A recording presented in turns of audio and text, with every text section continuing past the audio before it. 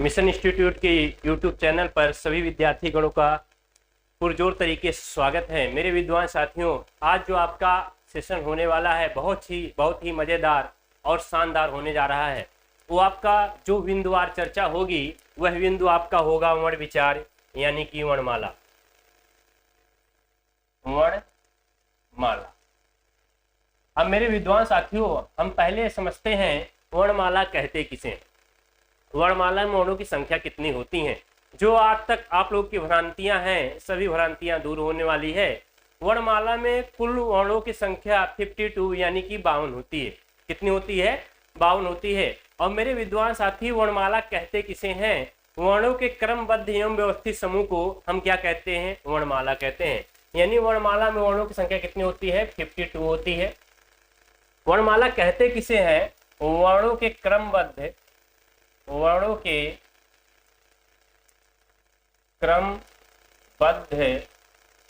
एवं व्यवस्थित समूह को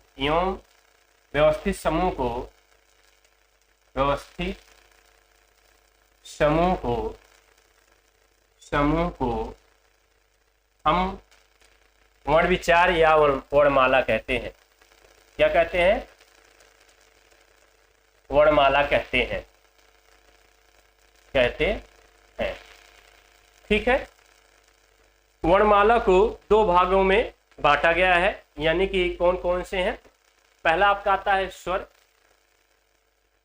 और दूसरा आपका आता है व्यंजन।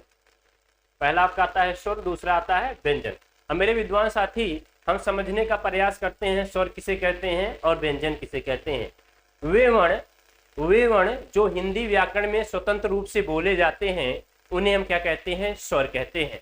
और व्यंजन किसे कहते हैं? वे वर्ण जो स्वरों की सहायता से बोले जाते हैं उन्हें हम व्यंजन कहते हैं। जो स्वरों की सहायता से बोले जाते हैं उन्हें हम क्या कहते हैं? व्यंजन कहते हैं। अब आइए हम समझते हैं आपका जो पहला बिंदु होने जा रहा है स्वर। अब हम स्वर को समझेंगे, स्वर को देखेंगे, स्वरों की मात्रा कितनी होती है, किस स्वर की मात्रा नहीं होती है और स्वरों का वर्गीकरण। तो आपका जो पहला बिंदु होने जा रहा है इसमें, वो आपका पहला बिंदु है स्वर। क्या है?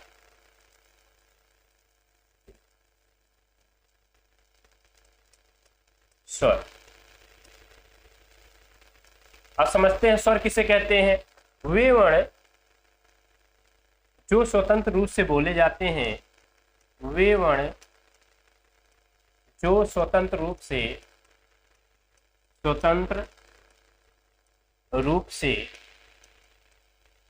बोले जाते हैं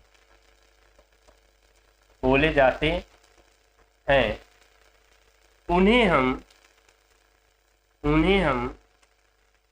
स्वर कहते हैं।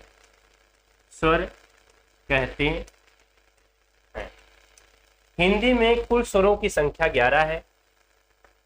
हिंदी में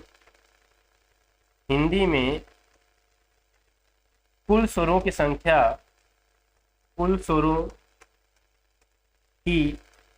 संख्या कितनी है? 11। ठीक ना। और कहीं कहीं किताबों में आपको लिखा मिलेगा 13। तो आप इतना ही ध्यान में अपने रखिएगा, अपने जेहन में इतना ही रखिएगा। हिंदी में कुल स्वरों की संख्या कितनी होती है? 11 होती है। अगर 11 विकल्प में नहीं होगा तब आपका रुझान 13 की तरफ होना चाहिए। लेकिन जब भी आपका 11 विकल्प में है तो आपका जो सदैव जवाब होना चाहिए वो क्या होना चाहिए? 11 ही होना चाहिए। सदैव जवाब क्या होना चाहिए? 11 होना चाहिए। आइए देखते हैं कौन कौन से हैं वो 11 स्वर। कौन कौन से हैं? आपका आ जाता है ह्रस्व आ, दीर्घ आ, ह्रस्व ई, दीर्घ ई, ह्रस्व उ, दीर्घ उ, री, ए, ऐ, ओ, ये आपके 11 स्वर है। यानी कि ह्रस्व आ, दीर्घा, ह्रस्वी, दीर्घी, ह्रस्व, दीर्घो, री, ए, ऐ, ओ, यही आपके कितने हैं? 11 स्वर है। अब अगला जो प्रश्न आपका बनता है वह प्रश्न बनता है कि स्वरों की मात्रा कितनी होती है। अगला प्रश्न आपका बनता है कि स्वरों की मात्रा कितनी होती है। आइए देखते हैं स्वरों की मात्रा कितनी होती है। इधर देखिएगा, मात्रा पूछा जाता है, यानी स्वरों की मात्रा कितनी होती है। स्वरों की मात्रा कितनी होती है? 10 होती है। स्वरों की मात्रा कितनी होती है? 10 होती है। कौन कौन से होते हैं वो देखते हैं। अब इधर देखिएगा, यानी कि दीर्घा की मात्रा होती है, ह्रस्व की मात्रा होती है, दीर्घा की और ह्रस्व ई की, दीर्घ ई की, ह्रस्व उ की, दीर्घ उ की, री की, जो कृपा में आप री लगाते हैं ना, री की मात्रा कृपा लिखा जाता है, री की, ए की मात्रा होती है, ऐ की मात्रा होती है, उ की मात्रा होती है और औ की मात्रा होती है। यानी कि हिंदी में स्वरों की संख्या कितनी होती है? 11 होती है। कौन कौन से स्वर है? ह्रस्व, दीर्घा, ह्रस्वी, दीर्घी, ह्रस्व, दीर्घु, री, ई, ऐ, ओ, औ। और उसके बाद अगला प्रश्न आपका बनता है, स्वरों की मात्रा कितनी होती है? कुल स्वरों की मात्रा कितनी होती है? 10 होती है। यानी दीर्घा की मात्रा होती है, ह्रस्वी की मात्रा होती है, दीर्घी की मात्रा होती है, ह्रस्व की होती है, दीर्घु की होती है, री की होती है, ए, ऐ, ओ, औ, जो 4 संयुक्त स्वर हैं उनकी मात्राएं होती हैं। अगला प्रश्न बनता है, किस स्वर की मात्रा नहीं होती है? अगला प्रश्न बनता है जो आपका, किस स्वर की मात्रा नहीं होती है। यहाँ तक आप लोग स्क्रीनशॉट बना लीजिए, उसके बाद फिर आगे बढ़ते हैं ना। यहाँ से देखिए प्रश्न बन चुका है कि स्वरों की मात्रा कितनी होती है, तो आपका जवाब होना चाहिए, आपका उत्तर होना चाहिए 10। चलिए आइए आगे चलते हैं।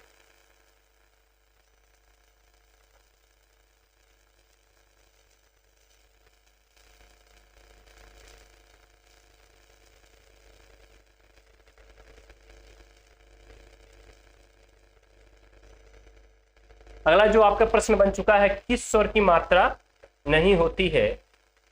यानी कि अगला प्रश्न बना है, किस स्वर की मात्रा नहीं होती है। किस स्वर की मात्रा नहीं होती है, नहीं होती है। किस स्वर की मात्रा नहीं होती है? ह्रस्व आ की। किसकी नहीं होती है? ह्रस्व आ की। और इसे ह्रस्व आ की मात्रा अगर नहीं होती है, इसे हम शहीद स्वर भी कहते हैं। क्या कहते हैं? शहीद स्वर भी कहते हैं। अगर आपसे प्रश्न पूछा जाए स्वरों की मात्रा कितनी होती है? 10 होती है। किस स्वर की मात्रा नहीं होती? ह्रस्व आ स्वर की मात्रा नहीं होती है। और स्वरों की संख्या कुल कितनी है? 11 है। ठीक, एक बार आप लोग शेयर कर दीजिए और सब्सक्राइब कर लीजिए, लाइक भी कर दीजिएगा। आइए आगे बढ़ते हैं। इधर देखिएगा, अब हम देखते हैं स्वरों का वर्गीकरण। अगला जो पॉइंट आपका बन रहा है वह है स्वरों का वर्गीकरण।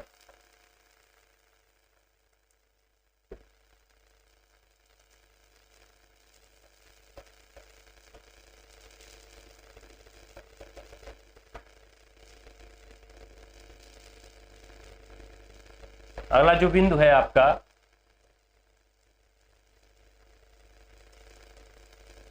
स्वरों का वर्गीकरण। स्वरों का वर्गीकरण। अब हम इन्हीं 11 स्वरों को अलग अलग भागों में बांटने का प्रयास करेंगे। अलग अलग भागों में बांटने का प्रयास करेंगे, मात्रा के आधार पर, उत्पत्ति या निर्माण के आधार पर, जीव के उठने के आधार पर, जीवा के उच्चारण स्थिति के आधार पर। जैसे भी होगा हम पढ़ते चलेंगे और देखते चलेंगे। और आप लोग कॉपी पेन लेकर के बैठिएगा, नोट करते हुए चलिएगा। पहला आपका वर्गीकरण आता है, उत्पत्ति या निर्माण के आधार पर स्वर के भेद। पहला जो आता है आपका, उत्पत्ति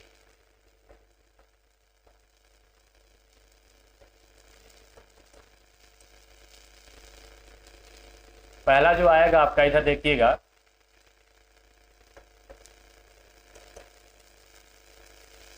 उत्पत्ति या निर्माण के आधार पर, निर्माण के आधार पर स्वर के भेद। स्वर के भेद, उत्पत्ति या निर्माण के आधार पर स्वर के भेद कितने होते हैं? 3 होते हैं। कितने होंगे? 3। उत्पत्ति या निर्माण के आधार पर स्वर के जो भेद होते हैं उन वो कितने हैं? 3 है। कौन कौन से हैं? मूल स्वर, मूल स्वर, और अगला आपका है दीर्घ स्वर, दीर्घ स्वर, अगला है आपका संयुक्त स्वर।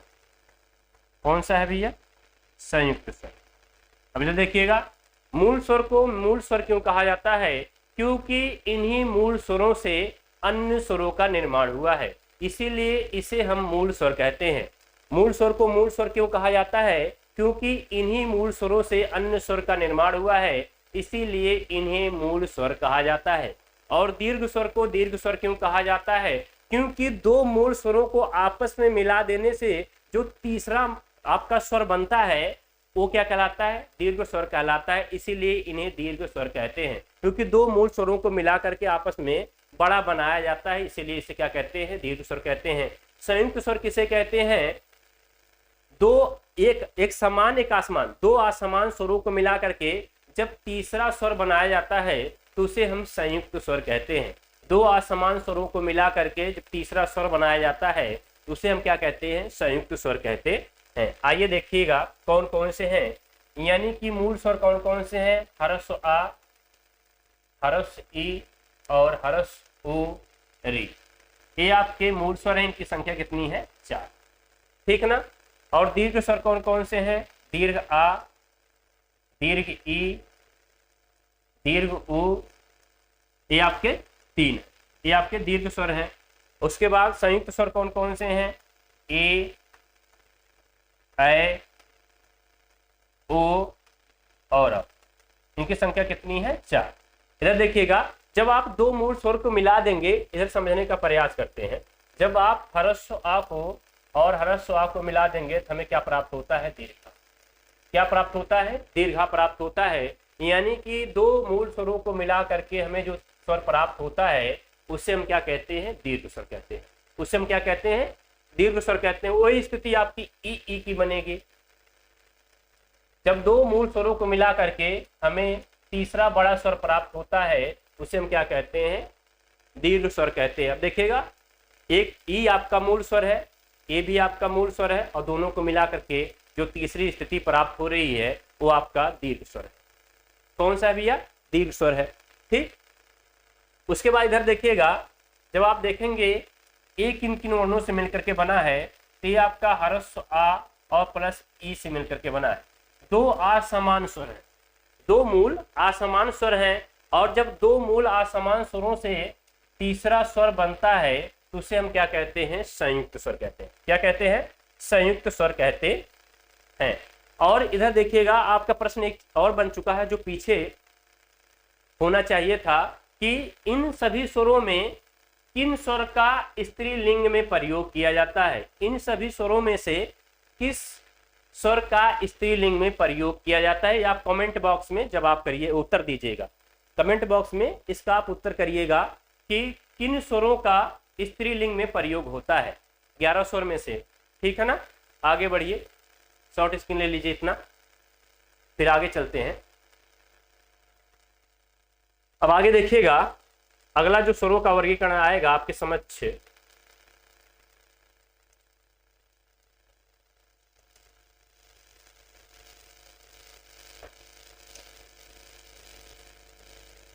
अगला जो आएगा आपके समक्ष मात्रा के आधार पर स्वर के भेद। अगला है मात्रा के आधार पर, मात्रा के आधार पर स्वर के भेद। मात्रा के आधार पर स्वर के भेद कौन कौन से हैं? मात्रा के आधार पर स्वर के भेद, पहला आपका आता है ह्रस्व स्वर, ह्रस्व स्वर। दूसरा आपका है दीर्घ स्वर, दीर्घ स्वर। तीसरा आपका है उलुप्त स्वर, उलुप्त स्वर। इधर ध्यान दीजिएगा। अब ह्रस्व स्वर किसे कहते हैं? ह्रस्व स्वर किसे कहते हैं? जिन स्वरों का उच्चारण करते समय एक मात्रिक का समय लगता है उसे हम ह्रस्व स्वर कहते हैं, और जिन स्वरों का उच्चारण करते समय दो मात्रिक का समय लगता है उसे हम दीर्घ स्वर कहते हैं, और जिन स्वरों का उच्चारण करते समय तीन मात्रिक का समय या उससे अधिक का समय लगता है उसे हम पुलुप्त स्वर कहते हैं। जैसे कि जब हमारी स्वर तंत्रिकाएं जो होती हैं जिनका उच्चारण करते समय हमारी स्वर तंत्रिकाएं अधिक खिंचाव ले लेती हैं, तनाव ले लेती हैं, उसे हम क्या कहते हैं? पुलुप्त स्वर कहते हैं। अब देखिएगा, जहां एक मात्रिक का समय लगता है उसे हम क्या कहते हैं? ह्रस्व स्वर कहते हैं। यानी कौन कौन से हैं? ह्रस्व आ, ह्रस्व ई, ह्रस्व उ और आपका रि। ये क्या भैया? ह्रस्व स्वर है। दीर्घ स्वर में कौन कौन से? इनकी संख्या कितनी है? 4। दीर्घ स्वर में दीर्घ आ, दीर्घ ई, दीर्घ उ, ए, ऐ, उ और औ। इनकी संख्या कितनी है? कुल 7 है। पुलुप्त स्वर में जैसे कि आप ओम को रख सकते हैं। किसको रखेंगे? ओम को। ठीक है ना। अब इधर देखिएगा, एक मात्रिक का समय कैसे लग रहा, कैसे पता चलेगा? दो मात्रिक का समय कैसे लग रहा, कैसे पता चलेगा? या तीन मात्रिक या उससे अधिक का समय लग रहा, कैसे पता चलेगा? जब आप छंद पढ़ते हैं तो उस छंद में हम दो मात्राओं का प्रयोग करते हैं। कितनी मात्राओं का? 2 मात्राओं का प्रयोग करते हैं। यानी कौन कौन से भैया? लघु और गुरु। लघु मात्रा का प्रयोग करते हैं और गुरु मात्रा का प्रयोग करते हैं। गुरु को हम दीर्घ भी कहते हैं। क्या कहते हैं? दीर्घ भी कहते हैं। यानी कि जो खड़ी डंडी होती है उसे हम लघु कहते हैं, और इसे एक संख्याओं से काउंट किया जाता है, यानी कि एक संख्याओं से संकेतित किया जाता है। और गुरु जो आता है आपका, वो यह आकार का बना होता है और इसे हम 2 संख्याओं से संकेतित करते हैं, यानी कि संकेत करते हैं। और लघु कहाँ पे लगता है? जहां ह्रस्व स्वर होता है वहां लघु का प्रयोग किया जाता है, जहां दीर्घ स्वर होता है वहां गुरु का प्रयोग किया जाता है। अब इधर देखिएगा, ह्रस्व स्वर में लघु का प्रयोग, लघु का प्रयोग, लघु का प्रयोग, लघु का प्रयोग। इसी को कहा जाता है जहां एक मात्रिक का समय लगता है उसे हम क्या कहते हैं? ह्रस्व स्वर कहते हैं। और इधर देखिएगा, दीर्घ में गुरु का प्रयोग, गुरु का प्रयोग, गुरु का प्रयोग, गुरु का, गुरु का, गुरु का, गुरु का। इसीलिए इसे कहा जाता है जहां 2 मात्रिक का समय लगता है उसे हम क्या कहते हैं? दीर्घ स्वर कहते हैं। बाकी पुलुप्त, जैसे मान लीजिए आप ओम का उच्चारण करते हैं, जब आप ओम उच्चारण करेंगे आप देखिएगा आपकी स्वर तंत्रिकाएं क्या होती हैं? खिंचाव ले लेती हैं। और जब स्वर तंत्रिकाएं खिंचाव ले लेती हैं तो उसी को हम क्या कहते हैं? पुलुप्त स्वर। जैसे मान लीजिए आप ओम का उच्चारण कर रहे हैं, जैसे शुरुआत कर रहे हैं, जैसे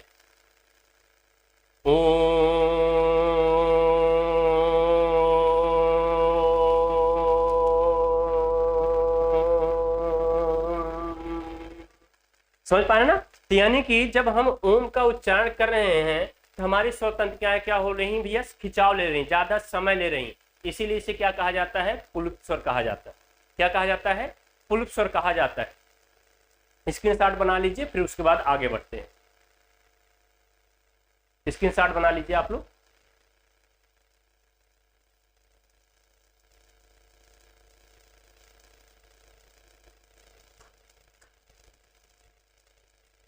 आइए फिर आगे चलते हैं।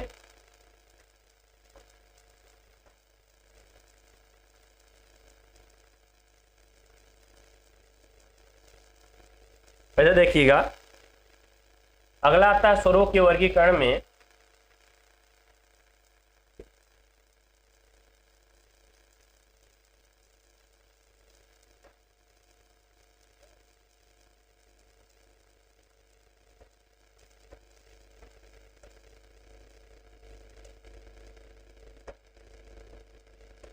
इधर देखिएगा, अगला है आपका जिह्वा के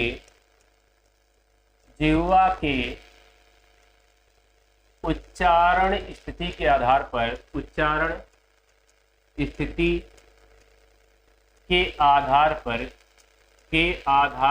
स्वर के भेद, आधार पर स्वर के भेद, स्वर के भेद, स्वर के भेद कितने होते हैं? स्वर के भेद 3 होते हैं।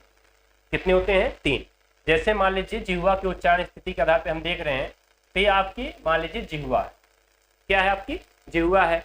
और जिह्वा के अग्रभाग से जो वर्ण बोले जाते हैं उन्हें हम कहते हैं अग्रस्वर। क्या कहते हैं? अग्रस्वर। और जो मध्य भाग से बोले जाते हैं उन्हें हम कहते हैं मध्य स्वर। क्या कहते हैं? मध्य स्वर। और जो पीछे वाले भाग से बोले जाते हैं उन्हें हम कहते हैं पश्च स्वर। क्या कहते हैं? पश्च स्वर। यानी कि जिह्वा के उच्चारण स्थिति के आधार पर स्वर के कितने भेद हैं? 3 भेद हैं। कितने भेद हैं? 3 भेद हैं। अग्र स्वर, मध्य स्वर और पश्च स्वर। ठीक है, आइए देखते हैं इनका वर्गीकरण कैसे कैसे किया जाता है, बातों को समझते हैं। जब देखिएगा, यानी कि आपका पहला जाता है अग्रस्वर। अग्रस्वर। और दूसरा आपका आ जाता है मध्य स्वर। मध्य स्वर। और तीसरा आपका आ जाता है पश्च स्वर। अग्रस्वर, मध्य स्वर और पश्च स्वर। अग्रस्वर और मध्य स्वर, पश्च स्वर में कौन कौन से वर्ण आते हैं?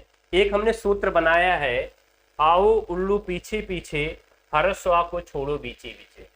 आओ उल्लू, आओ उल्लू पीछे पीछे, पीछे पीछे, हरस्व आ को छोड़ो, हरस्व आ को छोड़ो बीचे बीचे, छोड़ो बीचे बीचे।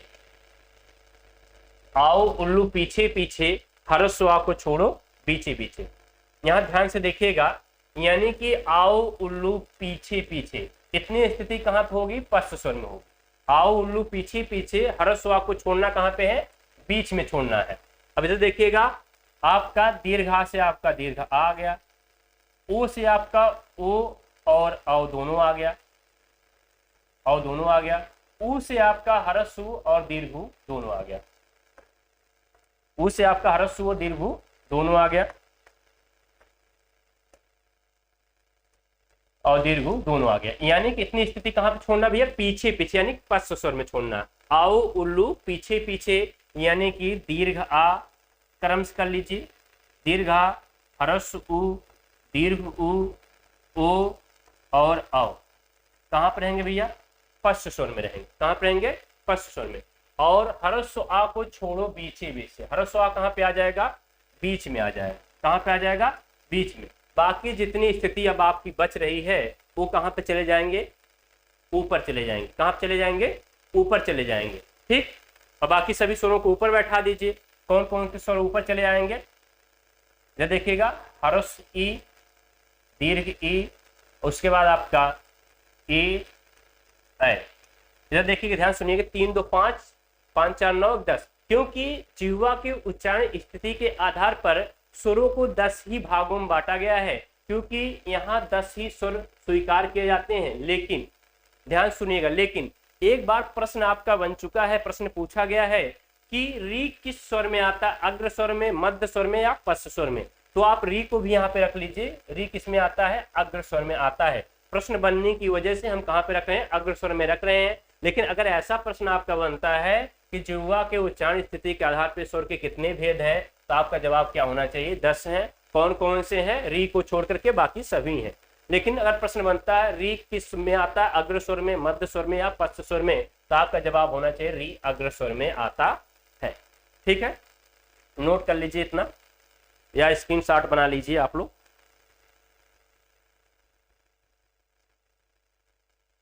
चलिए आगे चलते हैं। मेरे विद्वान साथियों, पूर्ण रूप से विश्वास रखिएगा, आप लोग को जितने भी व्याकरण के, हिंदी व्याकरण के सिस्टम, जितने भी टॉपिक आपको पढ़ाए जा रहे हैं, सिस्टम से जितनी भी चीजें आपको दी जा रही हैं, विश्वास करिएगा आपके परीक्षाओं में, आगामी परीक्षाओं में बहुत ही ज्यादा, यूपीएसआई हो, यूपी पुलिस हो, या आपका वीडियो का पेपर हो, बहुत ही ज्यादा आपका हेल्पफुल होने वाला है। आइए आगे बढ़ते हैं।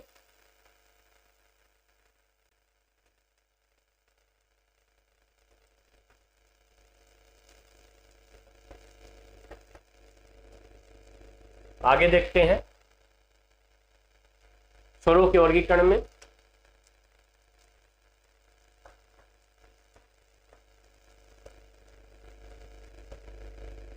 अगला है स्वरों के वर्गीकरण में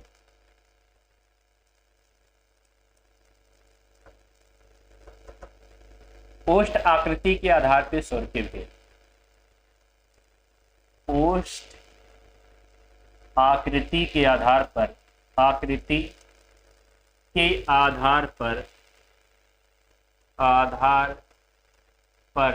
स्वर के भेद, स्वर के भेद। ओष्ठ आकृति के आधार पर स्वर के भेद कितने होते हैं? 2 होते हैं।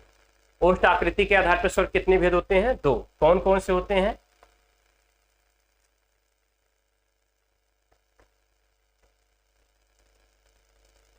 कितने होते हैं? 2। कौन कौन से होते हैं? पहला आपका आता है वृत्तमुखी स्वर, वृत्तमुखी, या इसी को हम वृत्ताकार भी कहते हैं। क्या कहते हैं? वृत्ताकार स्वर भी कहते हैं। और दूसरा आपका आता है आवृत्तमुखी स्वर या आवृत्ताकार, आवृत्तमुखी स्वर या इसी को हम आवृत्ताकार कहते हैं। क्या कहते हैं? आवृत्ताकार। क्या कहते हैं? आवृत्ताकार कहते हैं। ठीक ना? इधर ध्यान से देखिएगा, वृत्तमुखी स्वर या वृत्ताकार कह सकते हैं, आवृत्तमुखी स्वर या आवृत्ताकार कह सकते हैं। और इधर ध्यान से देखिएगा, यानी कि वृत्तमुखी कौन कौन से स्वर हैं और आवृत्तमुखी कौन कौन से स्वर हैं, उसे हम देखने का प्रयास करते हैं। वृत्त का अर्थ होता है गोला, क्योंकि वृत्तमुखी 2 शब्दों से मिलकर बना है, वृत्त प्लस मुख। वृत्त का अर्थ होता है मेरे विद्वान साथियों गोला, और मुख का अर्थ होता है मुखी, यानी किसके आधार पर मुख? ओष्ठ आकृति के आधार पर मुख। किसके आधार पर मुख? ओष्ठ आकृति के आधार पर मुख। यानी कि जिन वर्णों को बोलते समय हमारी ओष्ठ आकृति वृत्ताकार यानी गोलाकार हो जाती है, उन्हें हम क्या कहते हैं? वृत्तमुखी कहते हैं। जिन वर्णों को बोलते समय हमारी ओष्ठ आकृति गोलाकार हो जाती है, उसे हम कहते हैं वृत्तमुखी। और आक अर्थ होता नहीं, आक अर्थ होता नहीं, और वृत्त का अर्थ होता है गोला, और मुख का अर्थ होता है मुखी। ठीक ना? वृत्त का अर्थ होता है गोला, मुख का अर्थ होता है मुखी, आक अर्थ होता नहीं। यानी कि जिन वर्णों को बोलते समय हमारी ओष्ठ आकृति गोलाकार नहीं होती है, उन्हें हम क्या कहते हैं? उन्हें हम क्या कहते हैं? आवृत्तमुखी या वृत्ताकार कहते हैं। अब देखिएगा कौन कौन से वर्ण आते हैं। आपका ह्रस्व वृत्तमुखी है, दीर्घु वृत्तमुखी है, ओ औ, ये 4 क्या है भैया? आपके वृत्तमुखी है। इनकी संख्या कितनी है? 4। यानी कि आप देखिएगा ऊ का उच्चारण करिएगा तब भी आपकी ओष्ठ की आकृति गोलाकार बन जाएगी, ओ औ का करिएगा तब भी। ठीक है? बाकी जो शेष बचे हुए कहाँ चले आएंगे? आवृत्तमुखी या वृत्ताकार में चले आएंगे। आपके बच्चे कौन से हैं?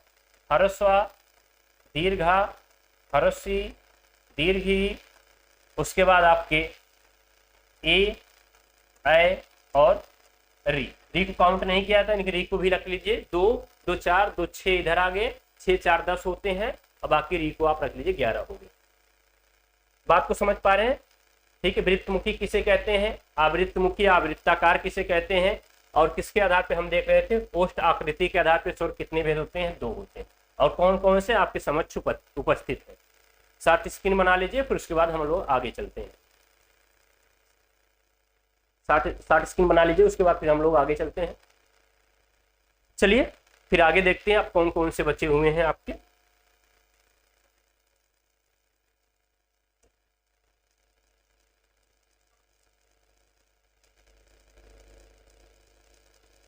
अब इधर देखिएगा,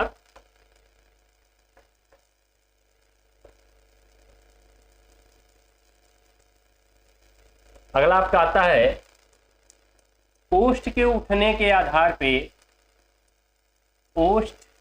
ओष्ठ नहीं, हटा दीजिए ओष्ठ, जीभ के उठने के आधार पे स्वर के भेद, या कभी कभी कहते हैं मुख विवृत्त के आधार पे स्वर के भेद। समझ पा रहे हैं ना? यानी कि जीभ के उठने के आधार पे स्वर के भेद, जीभ के उठने के आधार पर, जीभ के उठने के आधार पर स्वर के भेद, स्वर के भेद। यानी जीभ के उठने के आधार पे स्वर के कितने भेद हैं? 4। कौन कौन से हैं उसको देखते हैं। यानी कि जो पहला आपका आता है वह आता है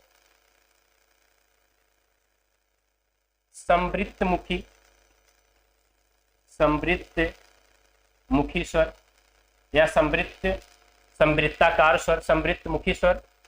दूसरा आपका आता है अर्ध समृद्ध मुखी स्वर, अर्ध समृद्ध मुखी, अर्ध समृद्ध मुखी। और तीसरा आपका आता है विवृत मुखी, विवृत या विवृत्ताकार विवृत मुखी।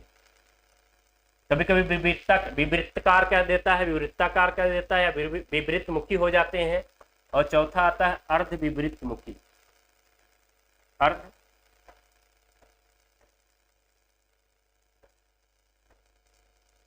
अर्ध विवृत मुखी, अर्ध विवृत मुखी स्वर। यानी कि जीभ के उठने के आधार पर, या कहते हैं समृद्ध के आधार पर स्वर के कितने भेद हैं? 4 हैं। कौन कौन से? समृद्ध स्वर, अर्ध समृद्ध स्वर, विवृत स्वर, अर्ध विवृत स्वर या अर्ध विवृत मुखी। यहाँ पे देखिए कौन कौन से आपका, ये देखिएगा ये प्रश्न आपका यूपीएसआई में बन चुका है। यूपीएसआई में आपका ये प्रश्न बन चुका है। कौन सा? निम्नलिखित दिए गए वर्णों में से कौन सा वर्ण, यानी कि कौन सा वर्ण आपका विपरीत मुखी है या विपरीत स्वर है? तो आपको जो था विकल्प में जैसा था वैसा आपको जवाब करना था या उत्तर देना था। ठीक है ना? अब इसमें देखिए कौन कौन से आते हैं। यहाँ देखिए आपका जो एसाइन बन चुका है, तो आपका जो दीर्घ आ होता है वो विपरीत मुखी स्वर है। कैसा स्वर है? विपरीत मुखी स्वर है। इसका जो छोटा वाला भाई है वह क्या है? अर्ध विपरीत मुखी है। उसके बाद आपके अ और अ आ जाते हैं। उसके बाद जो आपका आगत स्वर होता है, इसे हम क्या कहते हैं? जो डॉक्टर वाला, जैसे ऑफिसर लिखा जाता है, डॉक्टर लिखा जाता है, ऑफिस लिखा जाता है ना, इसे हम आगत स्वर कहते हैं। क्या कहते हैं? इसे हम आगत स्वर भी कहते हैं। उसके बाद इधर देखिएगा क्या क्या आ जाते हैं आपके ए और ओ आ जाते हैं। इधर जो शेष बचे हुए 10-11 स्वरों में से जो शेष बचे हुए कहाँ चले जाएंगे? ऊपर। आपके हरस्वी, दीर्घी, हरस्सु, दीर्घु और रे, यानी कि 5 ये हो गए, 5 2 7, 7 1 8, 8 3 11। और इसे हम कहते हैं आगत स्वर। क्या कहते हैं? नोट डाल करके आप लोग लिख लीजिएगा, नोट डाल करके, आगत स्वर, आगत स्वर किसे कहते हैं? जो ऑफिसर वाला आपका ये आता है, इसे हम क्या कहते हैं? आगत स्वर कहते हैं। ठीक है, इसे क्या कहते हैं? आगत स्वर कहते हैं। आज जितने भी स्वरों का वर्गीकरण हो सकते थे, जितने भी आपका स्वरों के वर्गीकरण हैं, मैंने सब आपके समक्ष उपस्थित कर दिया है। सब यही है। अब स्वरों के वर्गीकरण में कोई भी टाइप नहीं बनता। एक टाइप होता है जाति के आधार पर स्वर के भेद। जाति के आधार पर स्वर के 2 भेद होते हैं, सजातीय स्वर और विजातीय स्वर। जो समान समान वर्णों से बनते हैं उन्हें हम सजातीय स्वर कहते हैं। जो असमान वर्णों से मिलकर बनते हैं उन्हें हम विजातीय स्वर कहते हैं। जो असमान वर्ण होते हैं उन्हें हम विजातीय कहते हैं। जैसे आपका दीर्घा सजातीय स्वर है, ह्रस्व से बना है। दीर्घी सजातीय स्वर है। ठीक है, दीर्घु आपका सजातीय स्वर है। यानी कि जो समान वर्ण होते हैं उन्हें हम सजातीय कहते हैं, और जो अलग अलग होते हैं उन्हें हम विजातीय कहते हैं। ठीक है मेरे विद्वान साथियों, आज यहीं तक रखते हैं। बहुत बहुत आप लोग का धन्यवाद। और सभी लोग थोड़ा वीडियो को शेयर कर दीजिएगा, सब्सक्राइब कर लीजिएगा। चैनल को प्लीज रिक्वेस्ट है आप लोग से, सब्सक्राइब कर लीजिएगा। आज यहीं तक रखते हैं। थैंक यू क्लास, जय हिंद।